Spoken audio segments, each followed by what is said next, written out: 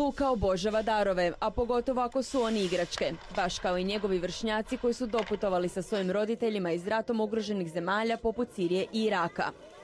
Kako bi razveselili i one velike i male, volonteri inicijative Are You Serious pronašli su rješenje.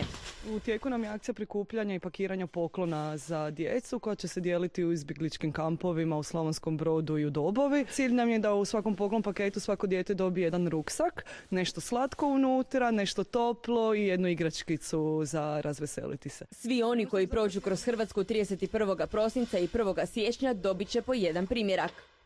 Ako je suditi prema broju donacija koje su pristigle ovdje na Zagrebački Velesajam, onda nije teško za zaključiti kako bi naredna 2016. godina mogla biti ipak nešto vedrija za brojne izbjeglice.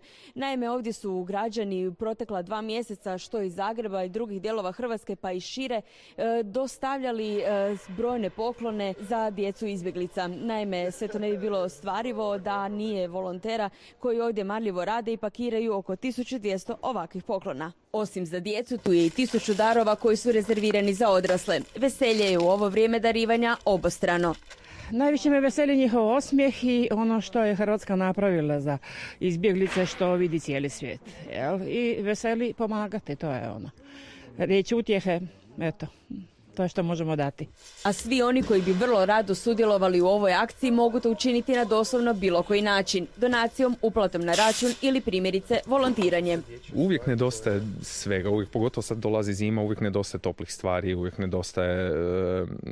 uvijek treba igračaka za djecu, djeca se najviše vesele igračkama naravno, ali samo je dovoljno ponekad zaviriti u ormar i vidjeti neke stvari koje su još uvijek kvalitetne, a jednostavno ih nismo nosili. Ovi ljudi nesebično daju svoje vrijeme za one koje nikada nisu upoznali, a možda nikada ni neće imati priliku. No to im nije bitno sve dok znaju da čine dobru stvar.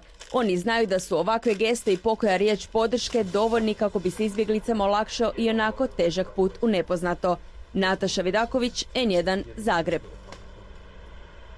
Ili hoćeš da furamo sve na one tamo?